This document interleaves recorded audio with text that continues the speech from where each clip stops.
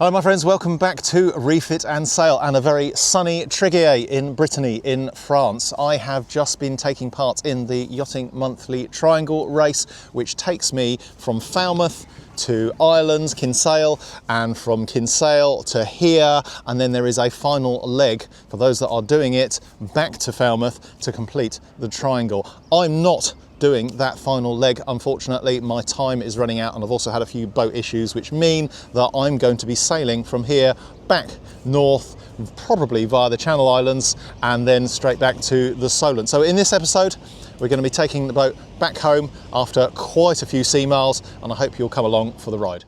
If you've seen my previous videos, you'll know that I have done a fairly extensive refit on my SJ320 that was bought in a pretty sorry state, if I'm honest, about a year ago, and I have slowly been putting her back together, improving her systems, but there is still work to be done, which is why I have pulled out of doing the final leg of the triangle race. I've got a little bit of damage to the boat which I need to really get sorted, and also I'm running out of time, unfortunately, to get back because of family commitments. But I'm going to enjoy the last few days of my little holiday cruising effectively in my race boat. That's one of the benefits of this SJ320. It is a performance-based boat, but it has quite comfortable accommodation, and I'm really looking forward to just having a few more chilled days of day sailing the boat back to the Solent.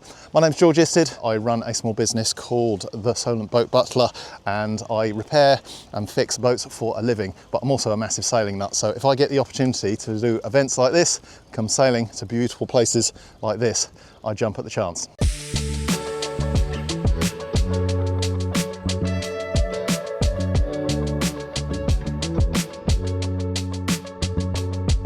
Morning folks, it is Wednesday and it is departure day from Treguier. Now I am leaving and I'm heading north. When I woke up this morning, there was very, very, very thick fog. You couldn't see across the river, but having been up to town to buy my baguette et jambon and fromage in here with my best schoolboy French, by the time I walk back down, I've made a cup of tea, taken the boom cover off, and it is starting to clear, fortunately, because it's not very nice sailing in thick fog. I've done it. I don't do it out of choice. Even with modern navigational aids, it's pretty safe, but it's just not very pleasant. But thankfully, it's literally in the last 10 minutes just started clearing.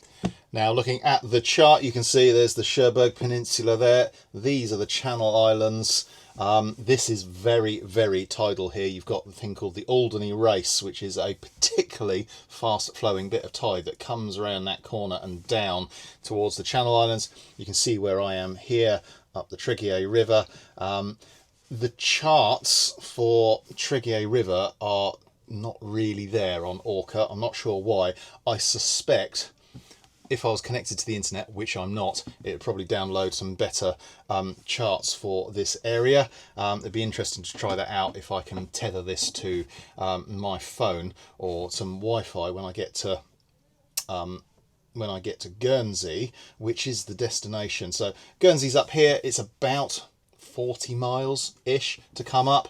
The tide does funny things here. It doesn't really go left or right. It sort of swoops down into this corner and then it all swoops back out again. So I'm going to be going across the tide largely. I've had a quick look at the weather and using routing on predict wind. So we're going to be starting in not a huge amount of breeze. So I think it says 9 knots or so. And of course it's dead on the nose. But that is the way of things. So we are going to be heading north with that. It's suggesting I just do one tack, so basically hard on the wind on starboard tack, and then maybe just beyond halfway tack onto port, and then come in to Guernsey on port, and we should get there sometime early evening. It's saying about 6 o'clock. I think that's optimistic. It might be closer to 7. I could leave slightly later and get a better tidal advantage from leaving slightly later, but then I'd arrive in the dark. So frankly, I'd rather leave in daylight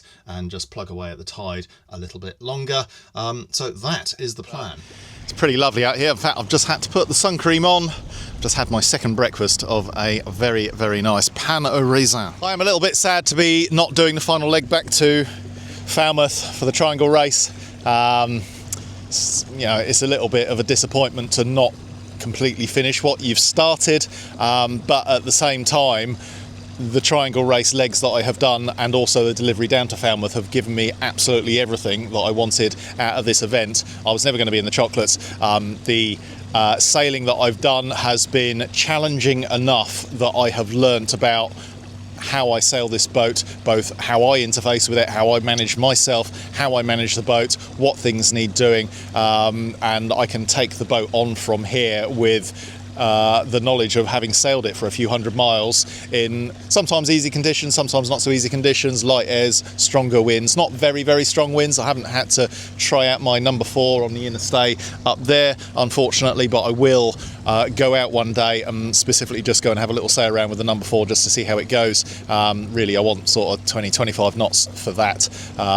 So it's funny to want strong wind, but in the confines of the Solent, 25 knots is really nothing because you don't get very big waves. You get a chop, but you don't get big waves like you would get offshore. So so that definitely needs to happen.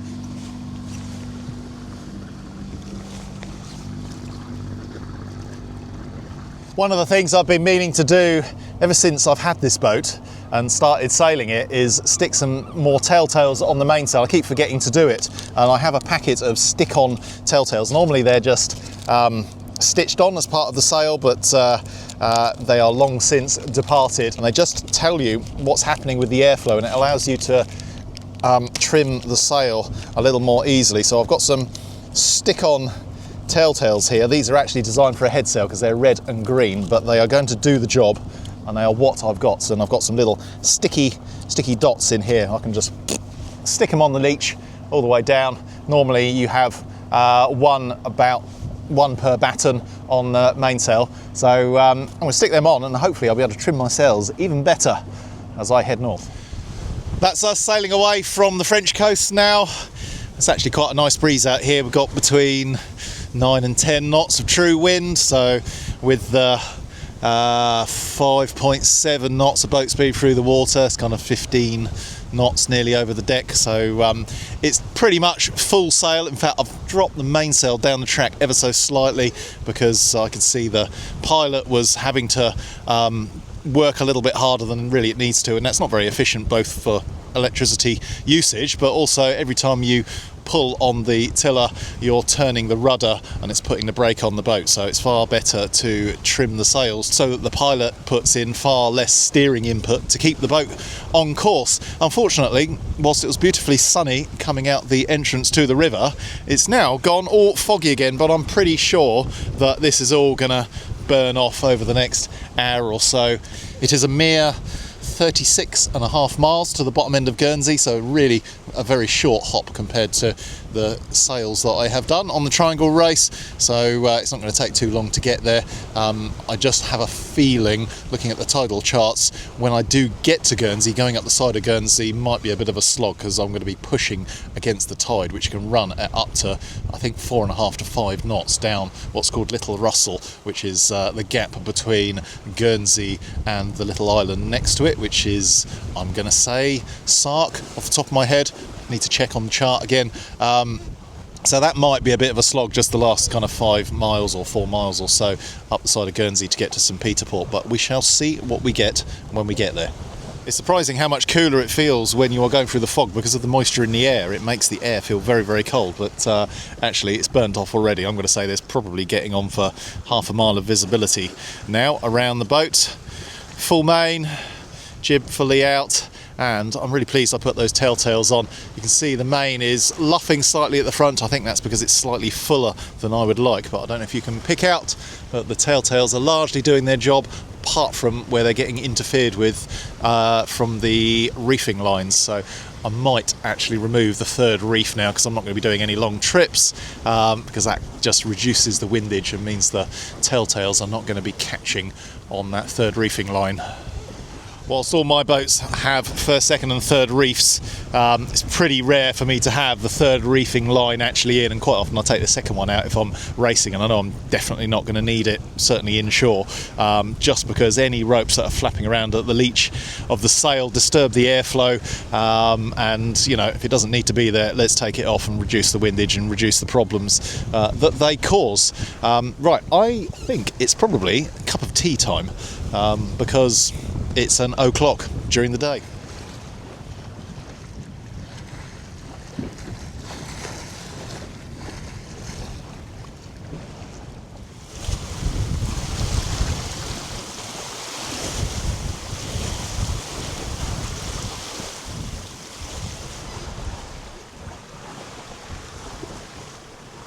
Well, it's 2 o'clock UK time now. Lunch has been eaten, much tea has been drunk.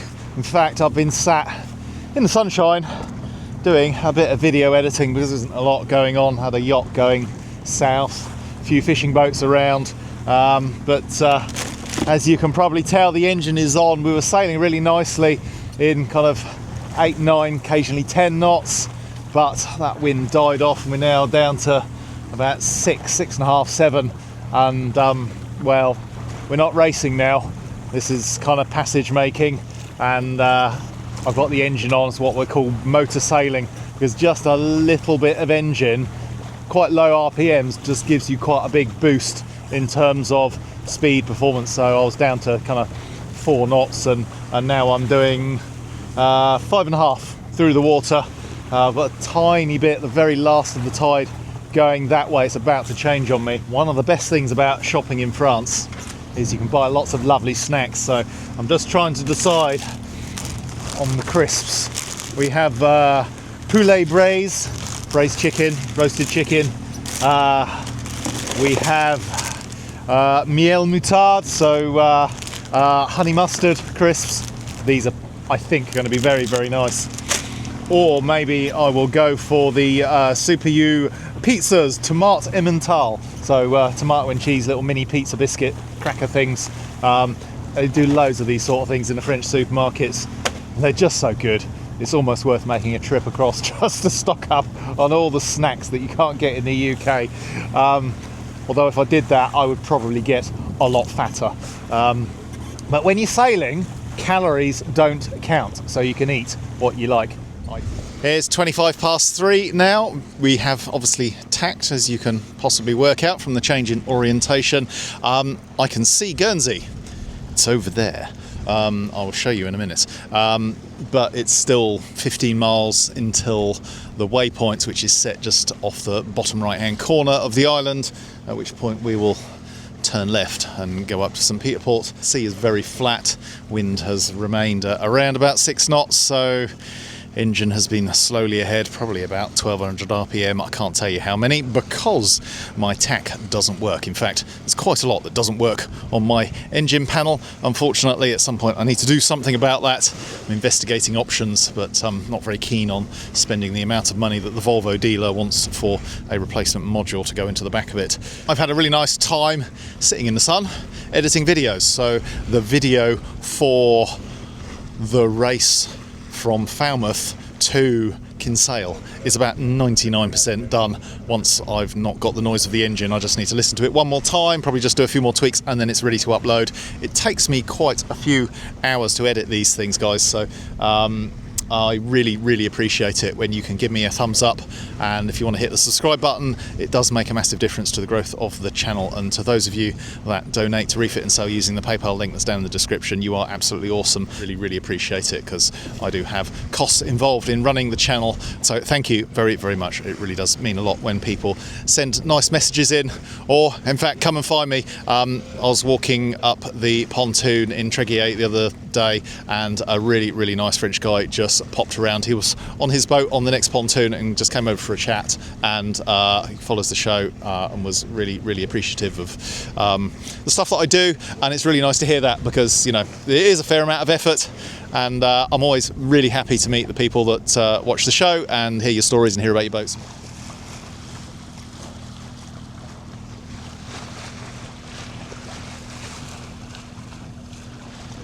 And there is the southeast corner of Guernsey, and you can see it obviously stretches off to the west, and then just to the right there's a little island. Well, that is, off the top of my head, I haven't looked at the chart, from memory that is Herm, which is a very small little island. I think it's privately owned, and then over to the right a little bit more is Sark, where you can anchor off and go ashore. And fun fact about Sark is that there are no motorised vehicles at all. I think apart from maybe one Land Rover, which the Doctor uses, and I think also doubles up as the fire engine. At least that used to be the case 20 years ago when I was last there. Maybe it's changed in the intervening years, but I like to think that it is an island with no cars.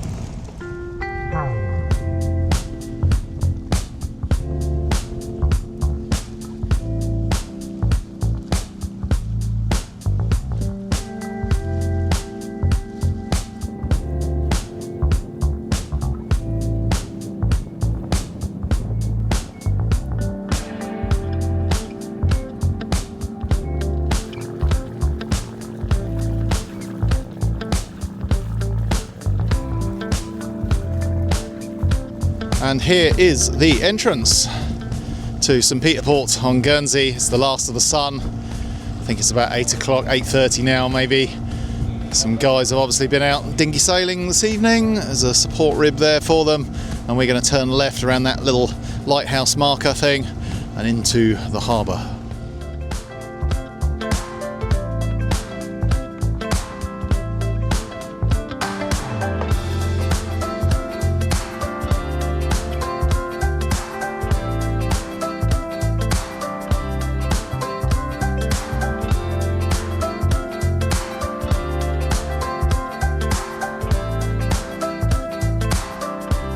Well folks, welcome to a very warm and very sunny Guernsey. I'm going to be spending the day here. I'm going to do a little bit of sightseeing. I need to buy some diesel and do some other bits and pieces, but I thought I'd take you along with me and show you a little bit about this lovely island that is, I think, one of the bigger islands in the Channel Islands. I have been coming here since I was a little boy, although I haven't been here for quite a few years. It's nice to return, and there's a really cool old fortification castle thing behind me over there, so I'm going to go take a look at that, remind myself what it looks like, take a walk up the high street. I need to find a cafe with some Wi-Fi to upload a video, and you can come along for the ride. Here's the boat. We are in the outer harbour at the moment, so there's an inner harbour through a lock kind of over there, but I think they were having trouble getting boats into the lock yesterday, so there were lots and lots of boats here this morning. But it's actually fine being out here. It used to be that you had to get a dinghy ashore, but it's now all walk ashore out here. So nice and easy, and somewhat easier to make a departure when you want if you're in the outer harbour than in the inner harbour. So fun fact about Guernsey, Jersey and Alderney is that in World War II they were the only islands, I believe, that were occupied by the Germans, because the Germans thought that the Channel Islands might be a good...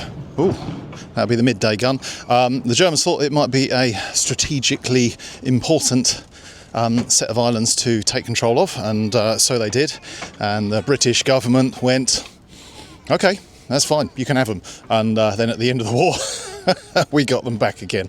So that's the way it went. I guess they weren't maybe as strategically important as the Germans thought, but or maybe they were and they just didn't make the most of it. But actually, if you go to some of the islands, there are still loads and loads of really heavily reinforced places, gun emplacements and fortresses and things like that. Particularly on Alderney, it's quite cool to go and walk around them and have a little look at what they built, but then didn't really use.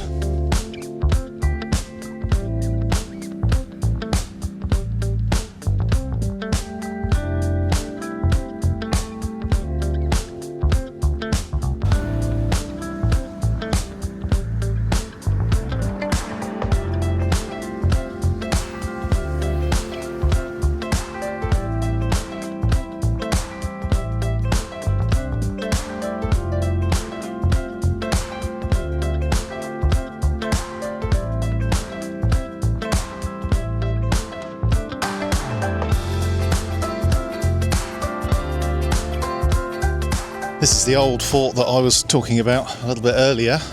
Can't remember how to get in, if I'm honest, but I'll investigate. And out on the end here is the little mini lighthouse. It's not really a lighthouse, it's just a light marker for the entrance. So that's on the outer breakwater. We went round it last night.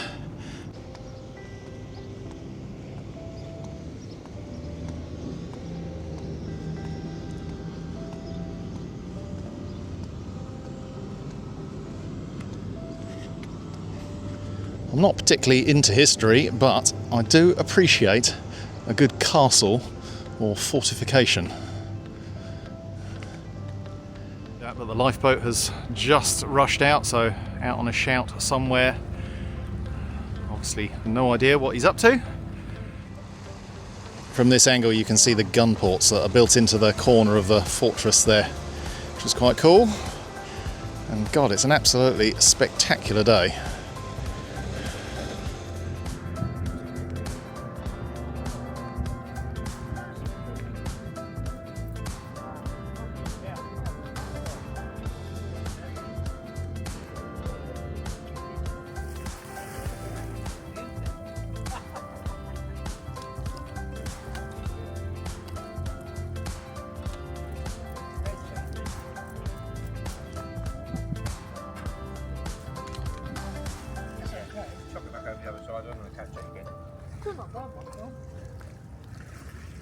Oh, that's a belter. Who? It's a small one, that one. Is it? Yeah, look, have a look at that bucket. That's a big He still wants to have your fingers though, doesn't he? Yeah, yeah. Oh, he's going now. Than that, just now. Yeah, it's bigger than that. Bloody hell. Check it out and see. Pull him out. Pull him out. Yeah. Wow. That's its cause. Yeah, the other one was much bigger. That looks like dinner to me. Yes, yes. You ever tried them? No, not Very, those. very nice. I went and had a quick look. It is called Castle Cornet. I couldn't remember what it was called. I've been around it in the past and I went and had a look to see if I could go around it again. And to be honest with you, the admission fee was enough that I don't really need to go around again. Unfortunately, I've got to upload a video, so I need to go and find a cafe with decent Wi-Fi. I really need to think about getting Starlink or something like that for my boat, because that would make life a lot easier. It's just, I know who owns the company that I would be giving money to, which is a slightly challenging thing, but it is the only option right now. Maybe in a year or two there'll be other options that we can go to.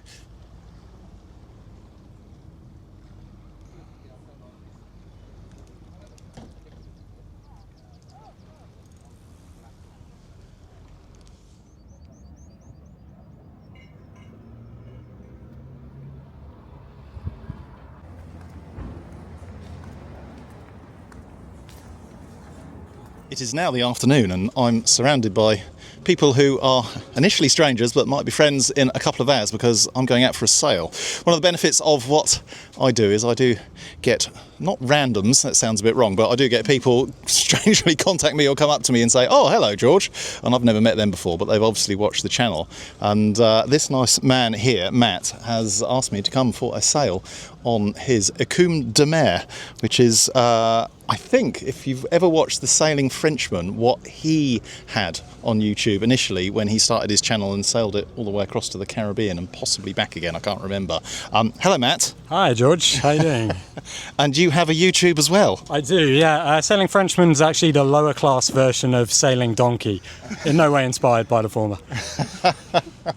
Well, thank you very much for inviting me. I'm very pleased to join you. It's going to be a quick race around the cans. I don't know how much filming I'm going to do because I might have to pull some ropes, but I've got a couple of cameras. There is going to be a little bit of wind and we're going to be out for an hour or so. In principle, yeah, we'll see how it goes. Or longer if we get stuck in some tide that sucks us out to sea and Or something breaks. or something breaks because it's an old boat just like mine. So it's going to be fun. You'll be sat down there, with your back towards the boat. When we tack, so we go through the wind and there'll be sails going everywhere. Yeah, that's a fellow class 2 skipper. I see. But his cap shroud is basically almost pulled out of his mast. It's almost like cement, and obviously fiberglass boat, heavy deal, flexes. So yeah, knock that around pretty soon. I think we've got 15 minutes. That's it. Okay, that's their start. That's one boat over the line. And 3600 is over.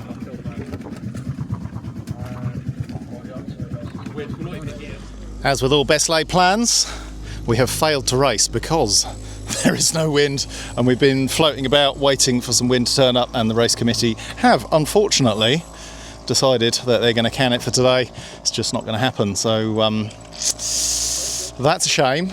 Never mind. Matt, how disappointed are you? Yeah, pretty disappointed. Would have been nice to have got you out there, got your experience, telling me what to do for sure. It's been great wind all day. It was supposed to be great wind tonight, so yeah, gutted. Gutted. I don't get to experience the Écume de Mer. Never mind. Maybe there'll be another opportunity another time. Well, folks, it is now leaving day. The sun is blazing outside and I'm looking at the screen and seeing quite how sunburnt I got yesterday, unfortunately. We are, as you can see, in the sunny Isle of Guernsey here. That's Alderney up there, Cap de la Hague. And my intention is to sail back to the Solent, so I'm going to aim for the Needles.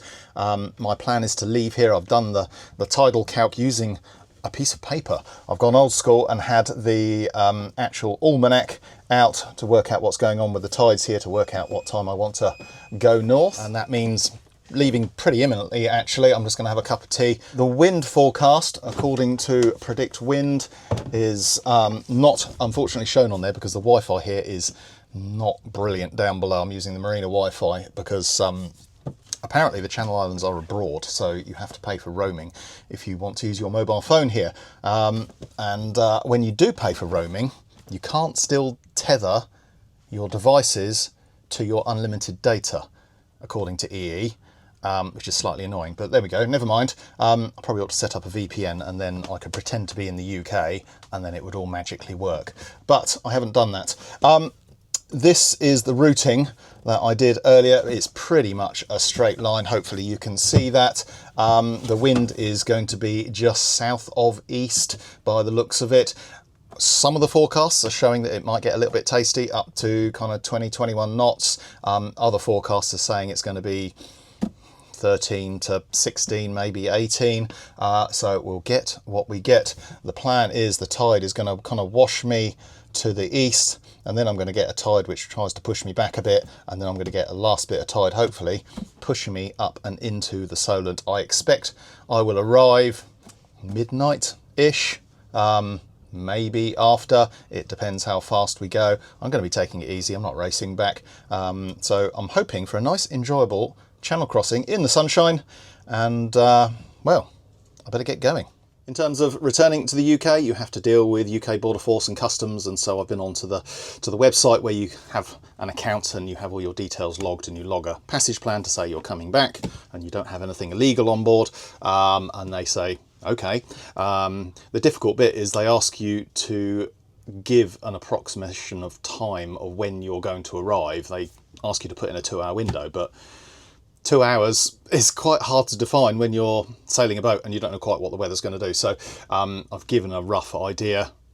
I'm guessing that they have a certain amount of fudge factor built into their systems, but at least I've done it. So if they do spot me coming back in under AIS, they can look me up and go, oh yes, that's Furiosa, George is still on board, here's his passport number. Should be all good. Although I have been boarded once many years ago, but they were very nice and there were no issues, thankfully. Right, tea, sail cover off, time to go. Well folks, we have left. After a fashion, the engine was very, very reluctant to start again, and I had to bleed all the fuel lines to get the air out of the system. Ran absolutely perfectly coming up from France to here. Go to start it here, it wasn't even a rough sail, so I have no idea. There is obviously an air leak somewhere, and once it's running, it seems to be fine. It's just collecting air in the fuel line somewhere. But anyway, we are away. And the forecast wind is not here, so we currently have 3 knots of wind, so we are running under engine up the gap between Guernsey and Sark. So there's a few rocks to avoid, so you have to take quite a strict path as you come up here. It's called Big Russell, I think, from memory. This particular gap, there's a couple of other boats going the same way as well. So I'm going to eat a sandwich, make the most of it being nice and flat and calm, maybe make a cup of tea in a minute, and we will progress from here. If there is genuinely no wind, I'm not going to motor the whole way across the English Channel from here. I will maybe go into Cherbourg because I will have enough diesel, but I won't have a lot of extra. We'll see. We'll make that decision when we get a bit closer. It's funny how I always use the term we, me and the boat, because there is no one else around. Since we're here, I thought I may as well show you the scene without the noise of the engine. So we are going all that way, and there is Guernsey all the way around to there with St. Peter Port behind us. It's 1:20 now, and we've managed to pull ourselves out of Little Russell. Lucky old Russell. Making our way just east of North, and as you can probably tell, the engine is off and we are under full sail, which is nice. There's about 11 knots of breeze at the moment. Surprisingly, there's only about a knot to a knot and a half of tide pushing us along at the moment. It is dead on neaps here, but the tides normally run very fast. I'm guessing we may pick some more up as we get closer to Alderney and around the corner. At the moment, my plan is to sail slightly higher than the direct course of the Needles, so I pass to the east of Alderney, because if I did the direct line I'd go straight through the middle, so I'd rather get the height and pass to the east, and there probably will be a bit more tidal advantage going that side of Alderney. And yeah, it's lovely flat seas at the moment. It's Furiosa looking fine. Might need a bit more tension in the jib halyard. I think I may have let that off after sailing last time. As you can see, full UV protection now. I could feel the sun burning my arms, which got a little bit sun-kissed yesterday. So I've stuck my Mustang Survival UV top on, which is great because it's got a hood as well. So if I take my hat off, it still kind of covers my sunroof, or solar panel, shall we call it, on the top of my head. But that is just one of the things that men get at a certain age. Boat's going really nicely now. It's I'm going to say about 2:30, I think. Ahead is France, that's Cap de la Hague, because we've tacked on to port. And to the north of us, there is the coast of Alderney. That's obviously the southern coast, and we're going to go through the gap between Alderney and Cap de la Hague. And that is what's affectionately known as the Alderney race. We're on neaps, so it's not overly strong today. It's a good couple of knots pushing us along, but on springs you can get a really massive tidal push through here, and the sea state with wind against tide can be quite horrible.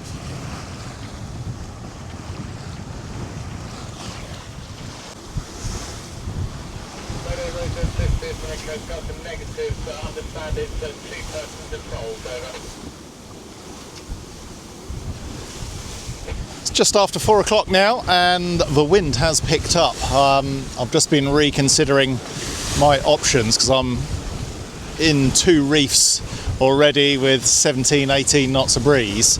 I've been checking the forecasts again because they obviously update throughout the day. Most of the forecasts are fine, but one of the forecasts, which is the one that's predicting this wind, is suggesting is going to get up a bit more overnight, which I'm not that keen on. So I'm wondering whether I take the rest of this tide to the west and head into Cherbourg for the night, get a decent night's kip, and then carry on tomorrow when it all kind of calms down a little bit. The downside of doing that is tomorrow it looks like it might calm down so much it would be quite a lot of motoring.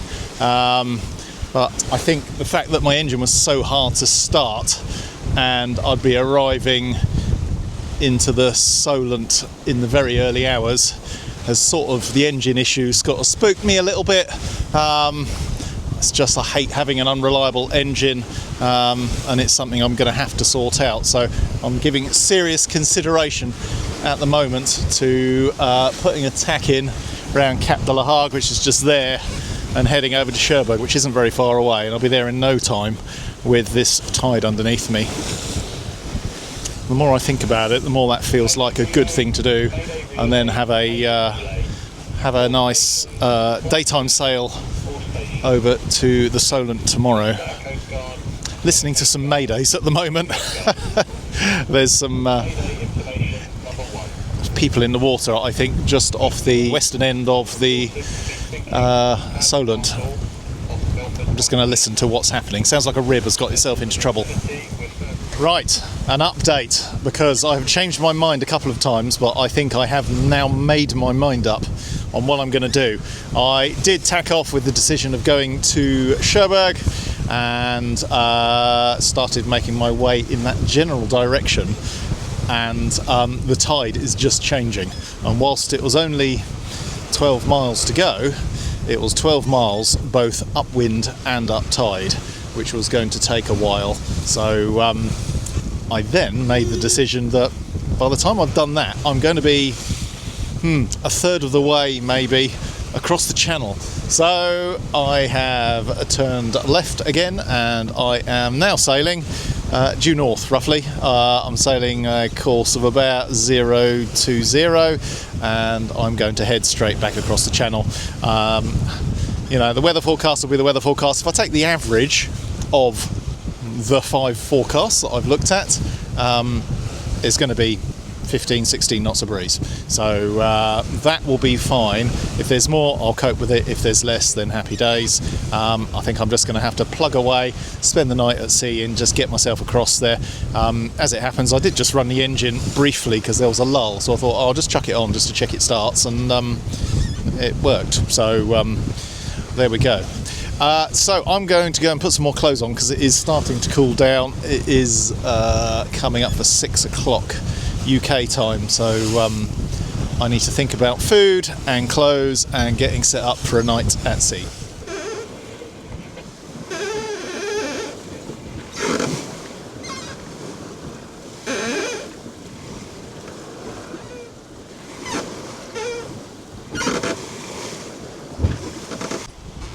Half past 8 now, and we have a nice 12 to 13 knots of wind, which is just a nice comfortable amount.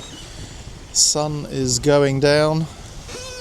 Looking forward to seeing the sunset, although it will bring obviously the darkness.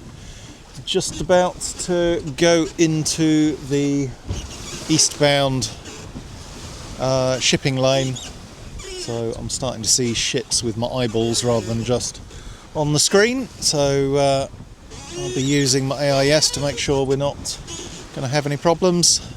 Dinner has been eaten, it was very nice, so it was a chuck in the oven lasagna. To be honest with you, longer passages like this, there's not a lot to do most of the time.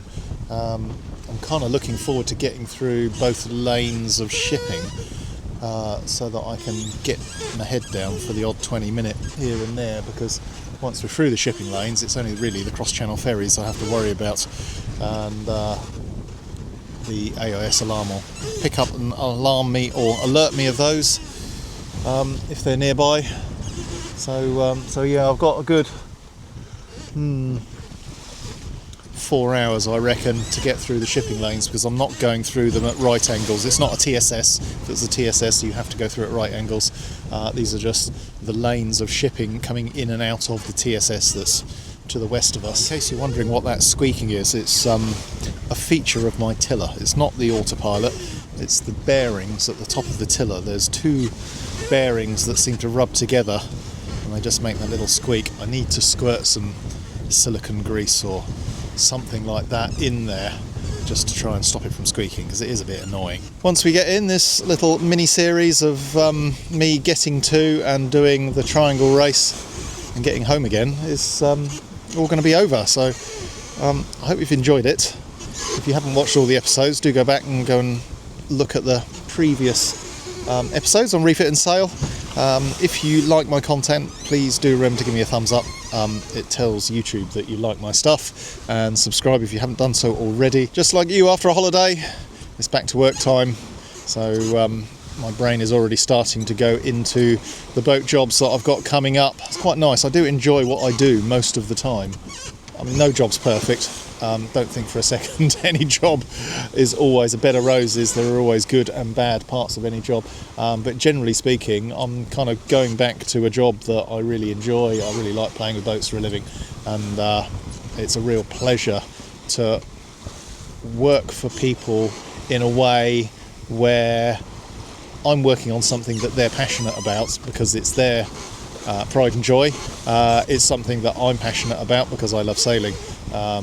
And I think hopefully that shows in the work, and it shows in the way that my clients really kind of seem to want to use me, even if it does mean sometimes waiting for a while, which is really a nice thing for me, because it is only me and a couple of guys who work part-time for me, so we're a very small team and we have a limited amount of bandwidth to do yacht projects, and yeah, it's nice when people are prepared to wait to come into the Solent Boat Butler boat works. Anyway, I've been gabbing on for a while, probably because I've got no one else to talk to, so there's a good reason for doing a YouTube channel if you're going off sailing on your own. It's 4:20, it's just about pre-dawn, as you can see, and there's a whole bunch of anchored ships over there. They are anchored there because they're in the lee of the Isle of Wight, which is just over there. It's quite nice to be back, nearly back in the Solent.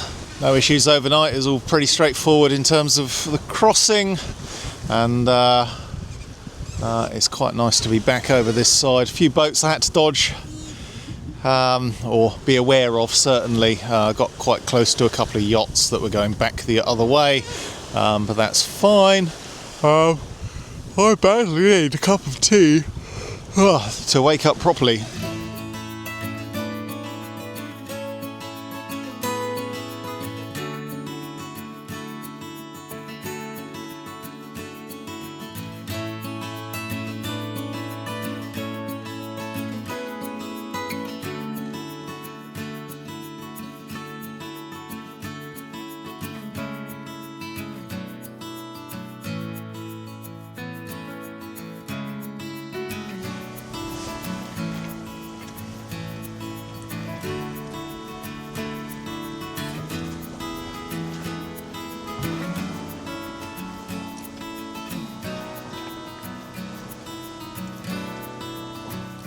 And folks, just like that, we are back at the home base, back at the marina where I keep Furiosa, and all is well. I was very relieved that the engine started off the entrance here and all went well, especially considering it took me about an hour of faffing and bleeding to get the engine to run when I was trying to leave Guernsey. I don't think I actually said that on video, well, at least I can't remember. I'm very tired. I didn't get a lot of sleep last night because there was quite a lot of traffic in the shipping lanes overnight, both commercial traffic, and there's also some sort of yacht race going on, or maybe it was some sail training practice for Figaro's or something, but there was a whole bunch of sailboats out there as well that were going north and south. The boat has performed pretty well on this trip, no issues there, but there is obviously quite a lot still to do on this boat. I've got to sort out what's going on with this engine. I've got a few ideas on how to go about finding the air leak that's letting air into the fuel system, and there's other bits on the engine that I do need to sort. The sails need to have some attention again just to get them through to the end of this season, and I've got to replace them for a race next year, so that is definitely on the wish list. But I'm really happy with how things have gone over the last few videos, and on this trip I've been away for getting on for 3 weeks now, and whilst there have been issues with the boat, I'm really pleased I went, because it's not until you go sail a boat and start putting some miles on it and get used to it that you learn what other things you want to do. And I always say that to clients, that, you know, go and use your boat. It's all very well spending a load of money and getting it up to a level, but you don't actually know what you want on the boat until you go use it, and priorities change with use. So I'm really happy with how things have gone. I've learnt a lot about myself and handling the boat, and how to best sail this boat, and how to sleep on a long passage, how to set it up so that I can sleep on a longer passage, and all those sort of things are really important. If you haven't done so already and you like my content, please do give me a thumbs up and hit the subscribe button. It costs you nothing, it takes less than a second, and it makes a massive difference to the growth of my channel. And a very big thank you to those of you that support the show using the PayPal link that's down in the description. It helps pay for things like microphones, software, head gaskets, and all those sort of good things that I need to keep this show on the road. I've got plenty more coming up in terms of refitting on this boat. I've got a list of mods, upgrades, some of which are nice to have, some of which are essentials, but do stay tuned for that over the coming weeks and months. In a few weeks time I'm going to be taking part in the solo round the island race on this boat, so I've got a few things I need to tick off before then, and the ongoing upgrades and maintenance will happen into next year, I think, because 2026 is the season when I really want to start competing in this boat as opposed to taking part. Right, that's enough from me. Got a ton of tidying up to do. I'm very tired. I didn't get a lot of sleep last night, so I'm going to sign off now, and I will see you next time. Thanks for watching. See you soon. Bye bye for now.